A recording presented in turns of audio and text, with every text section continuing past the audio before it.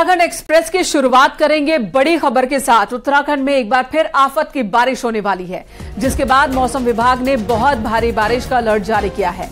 23 और 24 अगस्त के लिए अलर्ट जारी किया गया, जिसमें बहुत तेज बारिश की आशंका जताई गई है। 24 अगस्त तक 7 जिलों में भारी से भारी बारिश की संभावना है। वहीं टिहरी, देहरादून, पौड़ी, बागेश्वर के साथ ही नैनीताल, चंपावत और उधम सिंह नगर के लिए भी भारी बारिश का अलर्ट जारी हुआ है, जिसके बाद शासन ने सभी 7 जिलों के डीएम को अलर्ट पर रहने के निर्देश दिए। कई जिलों में बारिश लगातार अब भी हो रही है, जिसकी वजह से लोगों को दिक्कतों का सामना भी करना पड़ रहा है।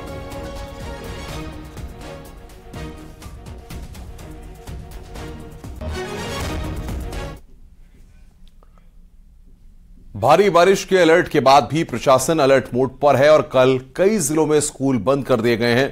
देहरादून जिले में 12वीं तक के सभी स्कूल बुधवार 23 अगस्त को बंद रहेंगे। वहीं हरिद्वार में भी स्कूल बंद रखने का आदेश जारी हुआ है। डीएम की तरफ से आदेश जारी किया गया है, जबकि पौड़ी और बागेश्वर समेत कुछ अन्य पहाड़ी जिलों में भी कल 12वीं तक के स्कूल बंद रहेंगे।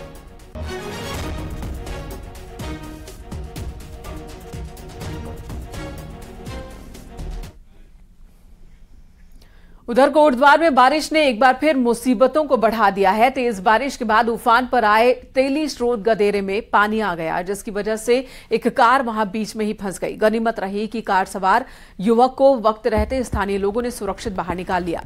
किशनपुरी मार्केट से सिगुड्डी ग्रोथ सेंटर की ओर जाते वक्त तेली स्रोत बरसाती नाले को पार कर रहा था ये शख्स जो कि फंस गया था।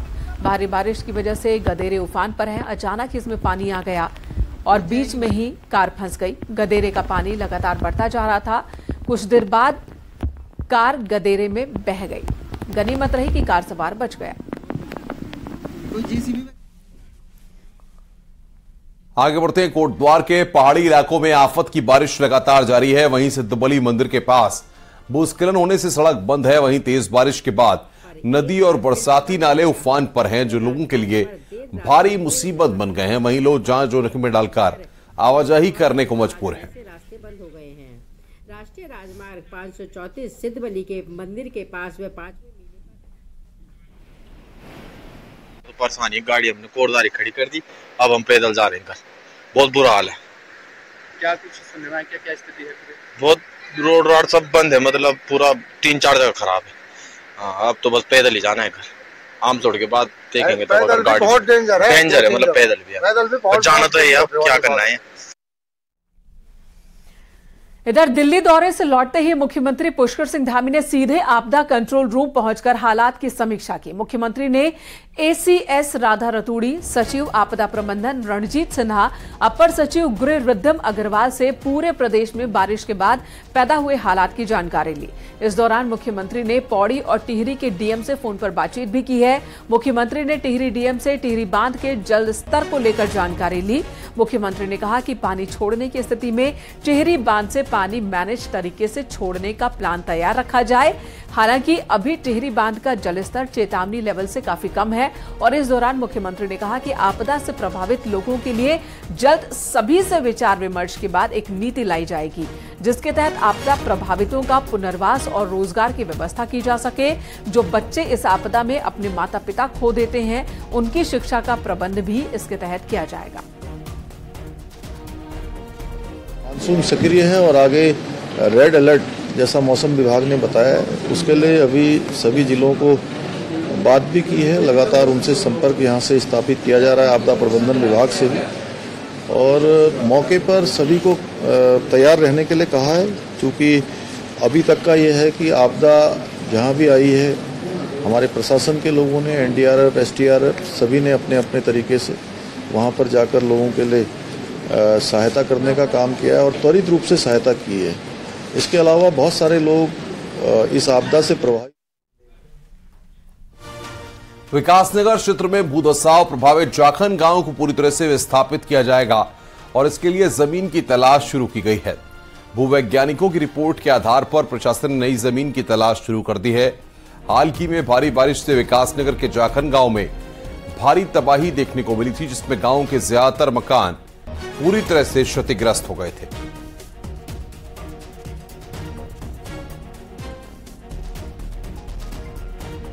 देखिए, जैसा कि आपको पता है कि पहले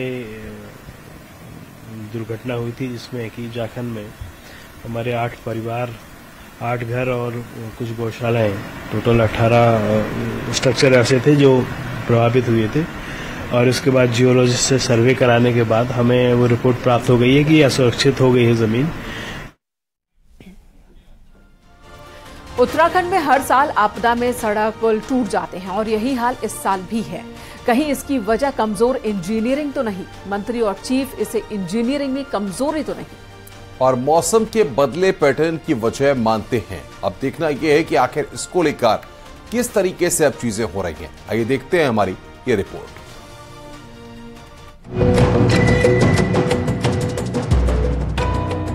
बरसात का कहर कहां जाकर रुकेगा, कहना मुश्किल है। हर साल होने वाली बरसात अपने साथ बड़ी तबाही लेकर आती है।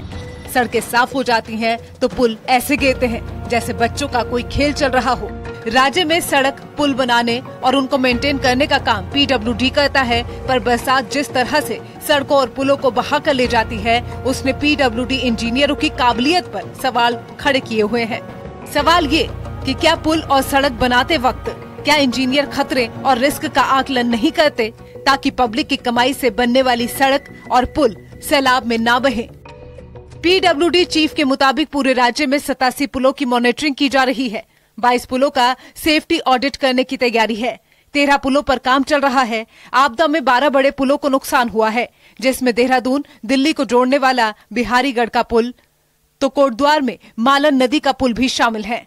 वहीं कई पुल ऐसे भी हैं जो अंग्रेज बनाकर गए, तो कई पुल अपनी क्षमता से ज्यादा लोड झेल रहे हैं। तो क्या इस काम पर इंजीनियर ध्यान नहीं देते या इंजीनियरों का काम इतना कमजोर होता है कि काम टिक ही नहीं पाता? क्या है ना कि पुराने सिस्टम से हम बनाते थे, पेडिस्टल के ऊपर जो है पिलर बनता था। अब हम जो है वेल सिस्टम को ले रहे हैं और खोद करके वेल बना करके ले रहे हैं, तो ज्यादा हमारे पिलर्स मजबूत होंगे। और आपको पता है यहाँ इतना प्रभाव होता है पानी का कि नीचे वो काटता है, तो काटने से पुल क्षतिग्रस्त हो जाते हैं। नहीं, कमजोर इंजीनियरिंग मैं नहीं कहूंगा। देखिए, पहाड़ में, नदियों पे, पुल पे जो कॉजेज हैं फेल्योर के, मल्टीपल कॉजेज हैं। किसी एक कॉज को नहीं कर सकते हैं। लोकल रीजंस भी हैं और जो मतलब over a period of time आप देखेंगे जो बड़ी नदियां हैं उनके फ्लो पैटर्न बहुत चेंज हुए हैं। सड़कों और पुलों के साथ सिंचाई विभाग की नहरों पर भी सवाल खड़े होते दिख रहे हैं। तो सिंचाई विभाग के ज्यादातर इंजीनियर प्रधानमंत्री ग्राम सड़क योजना का काम देख रहे हैं। कुल मिलाकर सिविल इंजीनियरिंग से जुड़े इन विभागों के काम पर आपदा भारी पड़ रही है और कमजोर काम से नुकसान पब्लिक और सरकारी पैसे का हो रहा है। न्यूज़ 18 के लिए देहरादून से दीपांकर भट्ट की रिपोर्ट।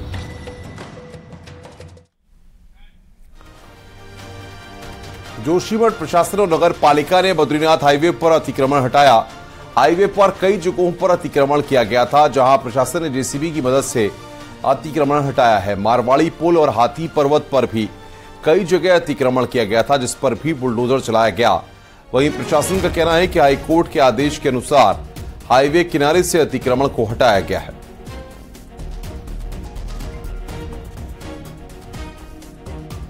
ये माननीय हाईकोर्ट के आदेश हैं कि जितनी भी जगह हाईवेज हैं उनके किनारे जो अवैध अतिक्रमण हुए हैं उनको तत्काल रूप से हटाया जाए। उसी के क्रम में आज जोशीमठ नगरपालिका क्षेत्र में अभियान चलाया गया, जिसमें नगरपालिका की सीमा जहां से शुरू होती है और जहां तक समाप्त होती है वहां पर समस्त अतिक्रमण हटाए जा रहे हैं। इधर मुख्यमंत्री पुष्कर सिंह धामी ने ANI को एक इंटरव्यू दिया है, जिसमें UCC पर धामी ने कहा कि हमने चुनाव में ही जनता के सामने इसका प्रस्ताव रखा था कि हम उत्तराखंड में UCC लागू करने के लिए कमेटी का गठन करेंगे। उत्तराखंड में 4 धाम है, अंतर्राष्ट्रीय सीमा लगे हुए हैं, धर्म और अध्यात्म का केंद्र है, तो इस राज्य में रहने वालों के लिए हर जाति पंथ के लिए एक सा कानून होना जरूरी है। वहीं धामी ने यह भी कहा कि बहुत जल्द उत्तराखंड में UCC को लागू कर दिया जाएगा। बारों में आया कि आप दिल्ली इसलिए आए हैं कि UCC के बारे में हमने स्टार्ट में बात जरूर की थी। UCC के बारे में आप कुछ बताइए, क्या आपकी मीटिंग्स चल रही थी दिल्ली में? UCC एक ऐसा विषय है जिसको हमने 2022 में जब उत्तराखंड विधानसभा के चुनाव हो रहे थे, उस चुनाव में उत्तराखंड की देवतुल्य जनता के सामने ये प्रस्ताव हमने रखा था कि नई सरकार के गठन होते ही हम जो है उत्तराखंड में यूसीसी लागू करने के लिए कमेटी का गठन करेंगे।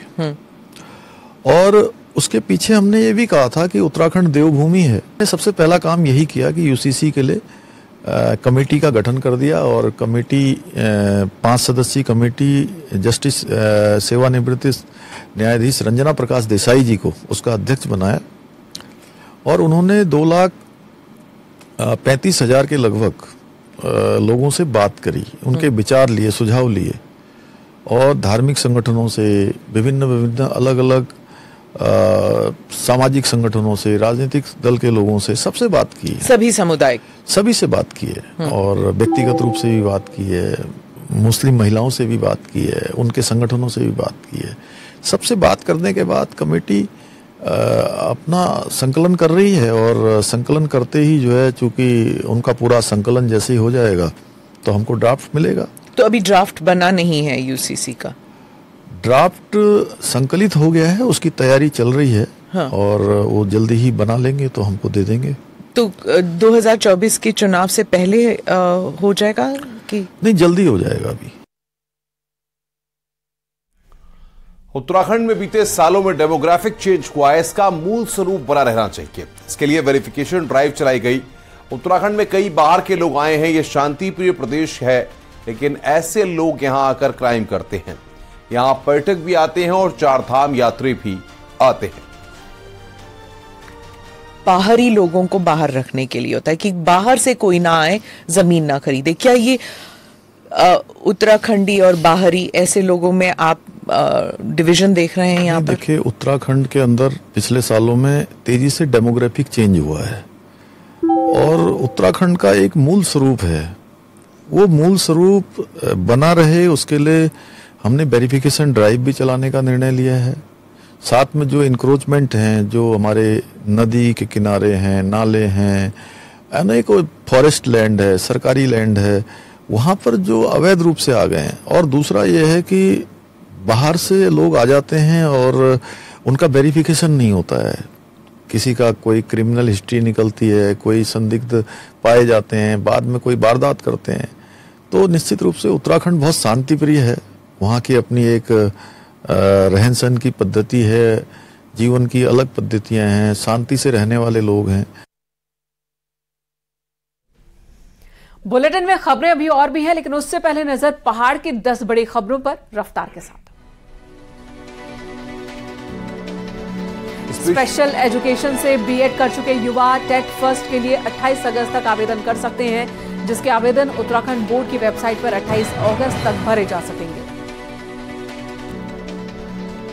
नैनीताल में बीडी पांडे जिला अस्पताल के आसपास से अवैध अतिक्रमण हटेगा। हाईकोर्ट के चीफ जस्टिस कोर्ट ने डीएम नैनीताल को अतिक्रमण हटाने के आदेश दिए हैं।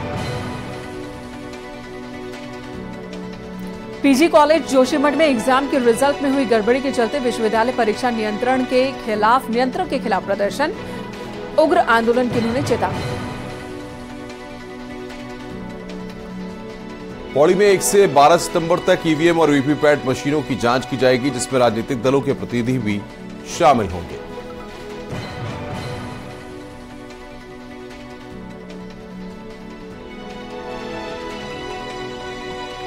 हवाई सेवा शुरू करने की मांग को लेकर कांग्रेस ने पिथौरागढ़ में जोरदार प्रदर्शन किया। सरकार पर हवाई सेवा के नाम पर लोगों को ठगने का आरोप लगाया। नैनीताल हाईकोर्ट ने खटीमा के जोगीडेरा में कूड़ा डंप करने पर रोक लगा दी है। साथ ही खटीमा नगर पालिका को 3 हफ्ते में नया प्लान देने का आदेश दिया है। पिथौरागढ़ पुलिस ने नौकरी के नाम पर 1 करोड़ 54 लाख की धोखाधड़ी करने वाले शख्स पंकज को दिल्ली से गिरफ्तार किया।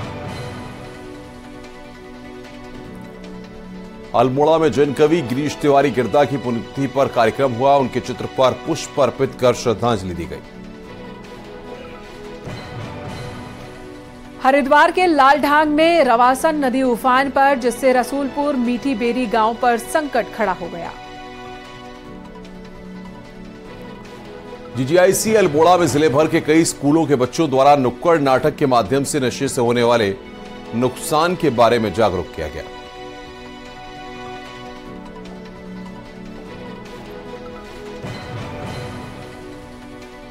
आगे बढ़ते हैं। देहरादून पुलिस ने चोरी की एक अनोखी घटना का खुलासा किया है, जिसका खुलासा होते ही मामला इनकम टैक्स विभाग तक पहुंच गया और अब आईटी विभाग भी छानबीन में जुटा हुआ है। असल में 18 अगस्त को रायपुर थाने में एक महिला ने चोरी की शिकायत दर्ज कराई, जिसमें कुछ घर का सामान और कुछ चांदी चोरी होने की रिपोर्ट लिखाई गई। पुलिस ने 300 सीसीटीवी खंगाले और आरोपियों तक पहुंच गई। पुलिस ने सनी नाम के आरोपी को गिरफ्तार कर लिया है और उसके पास से 2 करोड़ 60 लाख रुपए कैश बरामद हो गए हैं, जबकि दूसरे फरार आरोपी धीरज के पास भी 1 करोड़ कैश मौजूद है। अब करीब 3.25 करोड़ कैश का खुलासा हुआ तो पीड़ित महिला ने भी कैश अपना होने से इंकार कर दिया, जबकि पुलिस के मुताबिक महिला ने सनी के जरिए दिल्ली में अपनी जमीन बेची थी और उसके बाद ही सनी ने चोरी की वारदात को अंजाम दिया था।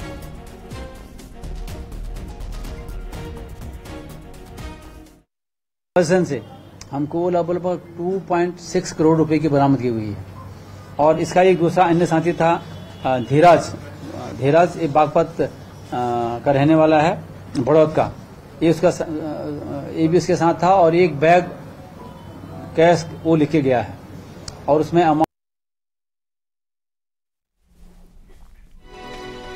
हरिद्वार के रिहायशी इलाकों में जंगली जानवरों के आने का सिलसिला जारी है। जगजीतपुर क्षेत्र की आनंद धाम कॉलोनी में आए दिन हाथी चहलकदमी करते दिख जाते हैं। बीती रात की ये तस्वीर हम आपको दिखा रहे हैं। एक कॉलोनी में हाथी देखिए गलियों में किस तरह से घूमता दिख रहा है। सीसीटीवी में रिकॉर्ड हुई है ये तस्वीर। हालांकि वन विभाग इसे लेकर गंभीर फिलहाल नजर नहीं आता। कॉलोनी वासियों का कहना है कि बार बार शिकायत के बावजूद कोई काम नहीं किया जाता। कर्मचारी रिहायशी इलाकों में हाथियों की आने पर उनकी आमद पर रोक नहीं लगा पा रहे।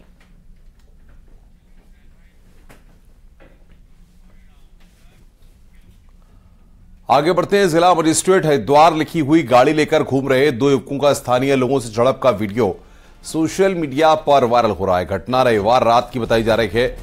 वीडियो में बोलेरो कार में बैठे 2 युवक नजर आ रहे हैं, जिनकी कुछ लोगों से झड़प हो रही है। गाड़ी के बाहर से वीडियो बना रहे लोग कार सवार युवकों पर नशे में हूटर बजाते हुए तेज गाड़ी भगाने का आरोप लगा रहे हैं। हालांकि पुलिस और प्रशासन के अधिकारी मामले में चुप्पी साधे हुए हैं। गाड़ी हरिद्वार जिले के किस अधिकारी की है, यह अब तक साफ नहीं हो पाया है।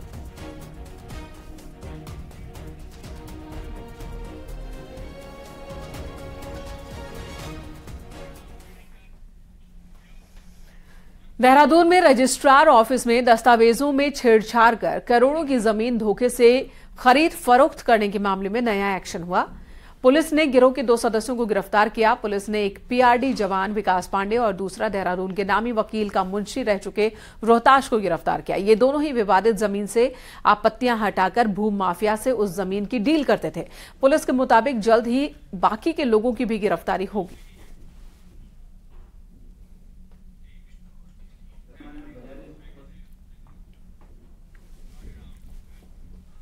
पहाड़ में वैसे तो लोग सड़कों के न होने का रोना रोते हैं, लेकिन कई गांव ऐसे हैं जो इन सड़कों के पहुंचने से खतरे की जद में आ चुके हैं।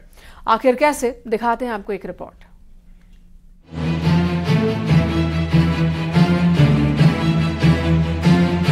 खूबसूरत पहाड़ों तक सुविधा पहुंचाने वाली ये सड़कें इन्हीं पहाड़ों के लिए परेशानी का भी सबब बन रही हैं। बिना किसी वैज्ञानिक अध्ययन के बन रही ये सड़कें पहाड़ के कई गांवों के लिए खतरा पैदा कर चुकी हैं। ताजा मामला नैनीताल जिले के नई सिला गांव का है, जहां हल्द्वानी से नैनीताल को जोड़ने वाली वैकल्पिक रोड के कटान से गांव का एक हिस्सा जमींदोज होने की कगार पर है। लोगों के सालों पुराने घरों में बड़ी बड़ी दरारें आ गई हैं। नई सिला तोक जुगानी है, तो इसमें जो ब्लास्टिंग हुई ना, पहले रोड बनी है, रोड को बिल्कुल जिलेबी की मोड़ पे काट दिया इनने और इसमें स्लाइडिंग बहुत ज़्यादा हो रहा है। परंतु अभी तक यहाँ पर कोई न अधिकारी आया न कुछ आया, मकाने पूरी दरार आ गई है। रोड कटान के बाद नई सिला गांव के घरों में पड़ी ये दरारें ग्रामीणों को डरा रही हैं। हालांकि जिला प्रशासन मदद का आश्वासन दे रहा है। एक मैटर मेरे संज्ञान में आया है, जहां कोई रोड कटिंग की वजह से किसी प्रकार का डैमेज आवासीय भवनों को रिपोर्ट हुआ है। उसमें एक टीम प्रशासनिक अधिकारियों की और रोड एजेंसीज की हम बनाकर भेज रहे हैं। पूरा जो उसका नुकसान है उसका असेसमेंट भी करवाया जाएगा, जो नियमानुसार कॉम्पनसेशन हो सकता है वो भी दिया जाएगा। जाहिर है राहत और मदद अपनी जगह है, लेकिन इतना जरूर है ये कहानी केवल पहाड़ के एक गांव की नहीं है। बिना किसी सर्वे के तैयार की जा रही सड़कें पहाड़ों के कई गांवों में यही परेशानी खड़ी कर रही हैं, जिसका कोई ठोस समाधान निकलता नहीं दिख रहा। हल्द्वानी से न्यूज़ 18 के लिए शैलेंद्र नेगी की रिपोर्ट। इधर उत्तरकाशी के आराकोट के टिकोची दुचाणु किराणु गांव को जोड़ने वाला पुल 2019 आपदा में क्षतिग्रस्त हो गया था। 4 साल बाद भी ये पुल बन नहीं सका। बारिश में नदी का जलस्तर बढ़ जाता है। गांव वाले नदी में गिरे पेड़ के ऊपर से गुजरने को मजबूर हैं। ग्रामीण लंबे वक्त से पुल की मांग कर रहे हैं, लेकिन जिला आपदा अधिकारी ने बताया कि लोक निर्माण विभाग से पुल की स्वीकृति मिल चुकी है। जल्द ही पुल का काम शुरू होगा।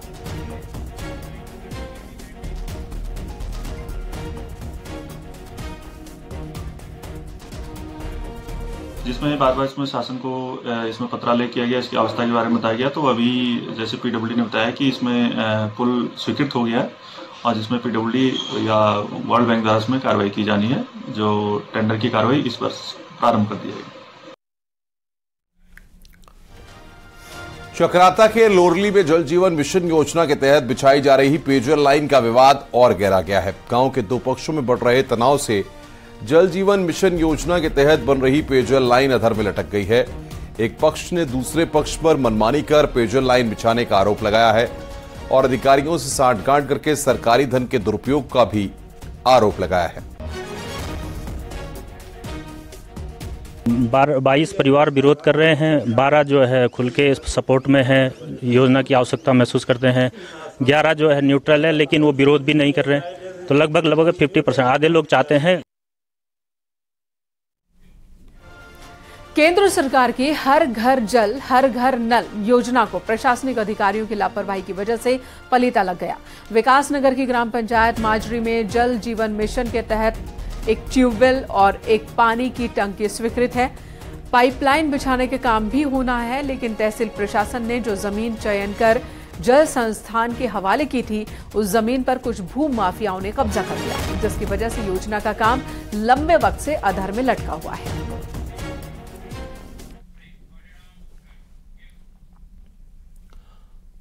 रुक रहे हैं ब्रेक के लिए। खबरों का सिलसिला ब्रेक के बाद भी जारी है।